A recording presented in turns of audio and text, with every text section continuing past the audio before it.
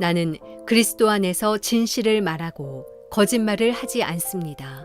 내 양심이 성령 안에서 내게 이것을 증거합니다. 곧 내게 큰 근심이 있다는 것과 내 마음에 끊임없는 고통이 있다는 것입니다. 나는 내 형제, 곧 육신을 따라 된 내 동족을 위해서라면 나 자신이 저주를 받아 그리스도에게서 끊어진다 할지라도 좋겠습니다. 내 동족은 이스라엘 사람입니다. 그들에게는 양자됨과 영광과 언약들과 율법을 세우심과 예배와 약속들이 있고 조상도 그들의 것이요 육신적으로는 그리스도도 그들에게서 나셨습니다. 그분은 만물 위에 계시고 영원토록 찬양받으실 하나님이십니다. 아멘. 그러나 하나님의 말씀이 파기된 것 같지는 않습니다. 이스라엘에게서 난 사람들이라고 해서 다 이스라엘이 아니고 아브라함의 씨라고 해서 다 그의 자녀가 아니기 때문입니다. 오히려 이삭에게서 난 자라야 내 씨라고 불릴 것이다 라고 하셨습니다.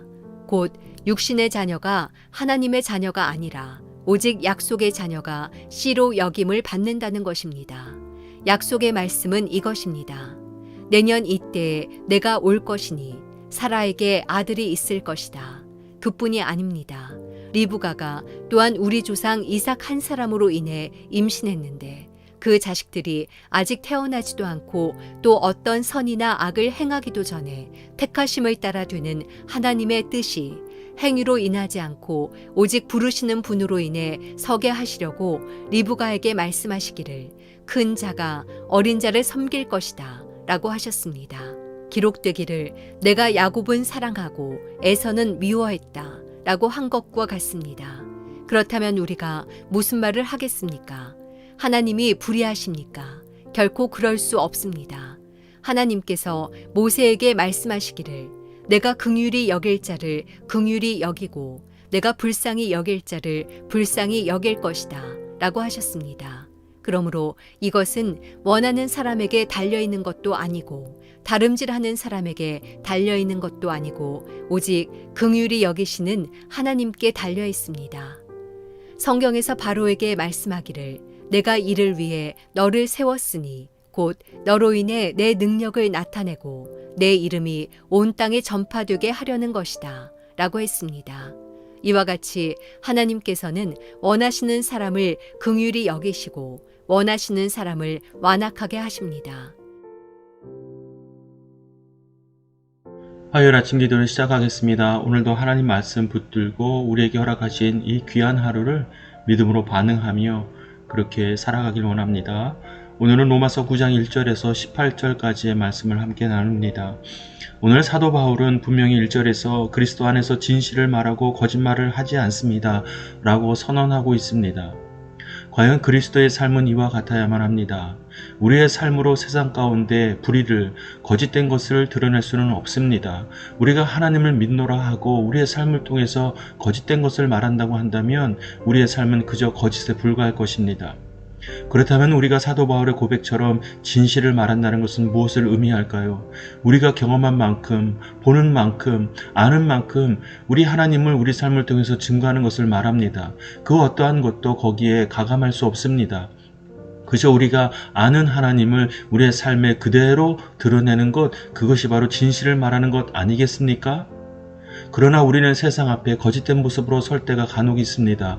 그 유혹에 넘어질 때가 있습니다. 다른 사람에게 잘 보이기 위하여, 인정받기 위하여 그것의 거짓을 우리가 추구할 때가 있는 것입니다. 우리 삶을 스스로 포장하지 맙시다. 그 포장된 삶은 누구를 기쁘게 하고 누구를 즐겁게 하는 것입니까? 바로 자기 자신의 만족과 세상의 인정을 갈구할 뿐입니다.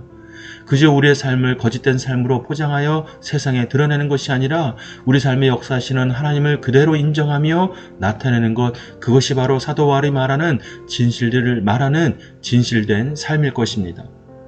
특별히 그러한 삶을 원하고 갈망하며 살고자 하는 자들에게 하나님께서 주신 축복의 말씀이 있습니다. 15절에는 내가 긍휼히 여길 자를 긍휼히 여기고 내가 불쌍히 여길 자를 불쌍히 여길 것이다 라고 하나님께서 말씀하셨습니다. 그리고 이것을 원하는 사람에게 하나님께서는 그 오직 긍휼히 여기시는 하나님께 달려있다라고 말씀하십니다. 무엇을 말씀하십니까? 하나님께서 긍휼히 여기고 하나님께서 불쌍히 여기는 그 하나님의 복이, 그 하나님의 주권이 바로 하나님께 있다라는 사실을 증명하고 있습니다. 사랑하는 여러분, 진실로 행하는 자들의 당하는 고난이나 고통 그리고 그 어려움을 하나님께서는 묵과하지 않으십니다. 그 모습을 바라보시면서 하나님은 긍휼히 여기시고 불쌍히 여기십니다. 그리고 그렇게 행하실 하나님의 놀라운 복의 주권이 하나님께 있는 것입니다.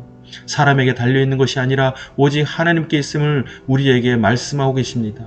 이것이 진실된 삶을 사는 자에게 분명한 복이 되는 것입니다. 왜입니까? 하나님은 그들을 외면하지 않으시고 그들을 고와 같이 버려두지 않으시기 때문입니다.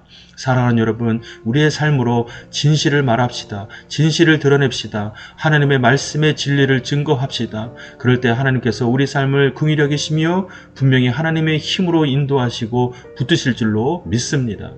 그러한 믿음의 고백으로 사는 저와 여러분의 삶이 되기를 주님의 이름으로 축복합니다.